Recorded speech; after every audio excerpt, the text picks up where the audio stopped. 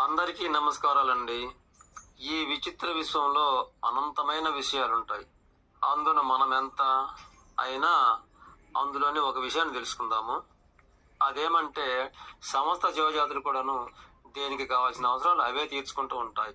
అందులోని భాగంగానే మన మానవ జాతి కూడాను మనము నాగరిక వ్యవస్థ సృష్టించుకున్నాము కనుక దాని ద్వారా అవసరాలు అనేవి మనము అంతులేని సంఖ్యలో ఆనవాయితీ చేసుకోగలిగాము. చెప్పులు మొదలు, ఆహారాలు మొదలు, వాహనాలు మొదలు, వస్త్రాలు మొదలు, అందులోని భాగంగానే ఆడవారికి మగజంట, మగవారికి ఆడజంట, ఇటువంటివన్నీ కూడా అవసరార్థాలే కదా. అయితే విచిత్రం ఏమంటే మనం ఏది సంపాదించుకున్నా కూడాను మనము శారీర బలము, బుర్ర బలము పెట్టి దాన్ని సంపాదించుకుంటాము. ఉదాహరణకు చిన్ననాడు గోలికాయలు గచ్చకాయలు ఆడతాం కదా, అప్పుడు మనము తోటి వారిపై గెలిచి మనము సంపాదించుకుంటాం కదా, 10 ఎన్నో. అది మన బుర్ర బలము, మన శరీర బలం ద్వారా సంపాదించుకున్నది కనుక వాటిపై మనకు ఎంతో ఆసక్తి ఉంటుంది కదా. అలా ఏది సంపాదించుకున్నా సరే ఖచ్చితంగా దాని విలువ అనేది మన శరీరానికి, మన జనంకు సరిపడి ఉండును కనుక.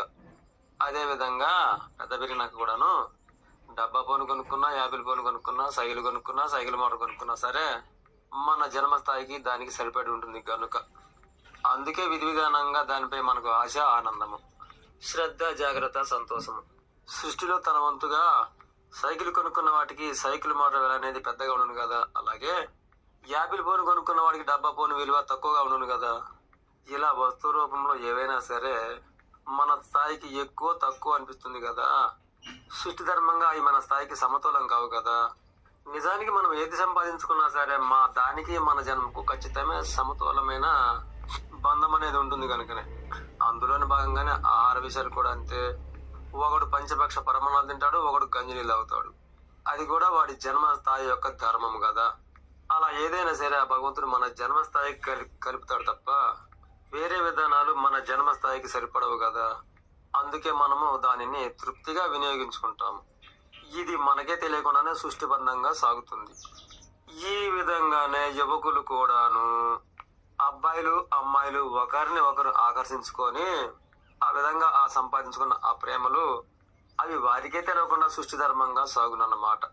అయితే మన నాగరిక విషయానికి వస్తే కులాలు కలవలేదని, ధనాలు కలవలేదని అజ్ఞానాంధకారంతో పెద్దలు అడ్డగిస్తారు. కానీ వారి స్థాయిలో అది భగవంతుడు కలిపిన బంధమని అంత సులువుగా అర్థం కాబోదు. అజ్ఞానాంధకారంతో ఇక మన పెద్దలమైన మనము ఇది తప్పు అని, సృష్టి కలిపిందేమో తప్పు అని, మనమేదో కులము, ధనము, సమవద చూసుకొని ఇదే గొప్ప అని ఆ విధంగా వారిని మనం అడ్డగిస్తాం.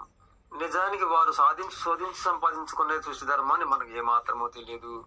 వస్తువులు, వాహనాలు, ఇతర సంపదలు ఎలా సంపాదించుకున్నామో ఇది కూడాను అలాగే మన స్థాయికి తగిన రీతిలో ఆ భగవంతుడే కూర్చాడు అనే సంగతి తెలుసుకోవడం అనేది అంత సులభ సాధ్యమేమీ కాదు. నిజానికి అది వారి అంతరాత్మకి, ఆ పరమాత్మకి, వారి యొక్క జీవిత బంధానికి అది ప్రకృతియే కలిపిన సత్యమని ఈ నిజాన్ని తెలుసుకోవడం అనేది అసాధ్యం. అందుకే మనము అంతకన్నా గొప్పవారు చూపించినా సరే అది సృష్టి ధర్మం కాదని వారి అంతరాత్మకు వారికి తెలియకుండానే తెలుసు. అందుకే వారికి ఆ భగవంతుడు ఇచ్చిన దానిని వదులుకోబోరు. అది విధి ప్రాప్తి అని తెలవడం అనేది అంత సులభ సాధ్యమేమీ కాదు. పెద్దలమైన మనమేమో వారికి విధిగా ప్రాప్తించిన దాన్ని దూరం చేయడము, ఇక అలాగే మన నాగరిక వ్యవస్థతో పోటీ పడిన కొనము, ధనము అనే దానితో బంధాలు కలిపే ప్రయత్నం చేయడం.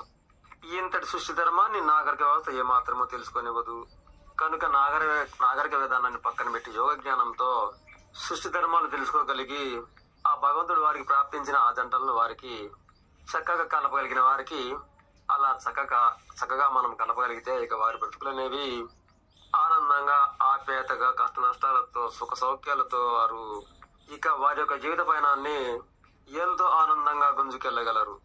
అలా కాక కులాలంటూ, మతాలంటూ, కట్నాలంటూ, కానుకలంటూ, సమవాదాలంటూ ఈ విధంగా వారిని అల్లకల్లోలం పాలు చేస్తే ఇక వారి బ్రతుకు కుడుకుతులో పడ్డట్టు అయిపోయి పెద్దల్ని వ్యతిరేకించలేక వారి బ్రతుకులపై వారికి నిరాశ వచ్చి మనతో ఎలా పోరాడాలో తెలియక అందుకే కదా చాలా మంది పిల్లలు అల్లకల్లోలం అయ్యేది. దీనిని బట్టి ఈ విషయంలో వ్యవస్థ అనేది చాలా వరకు సవరించుకోగలగాలి. ఈ విషయంలో పెద్దలు, వృద్ధులు, అనుభవజ్ఞులు చాలా మార్పులు చేర్పు చేయగలగాలి అని నా యొక్క సూచన. సరే, తప్పుంటే మరీ మన్నించండి. ఇక ఉంటాను.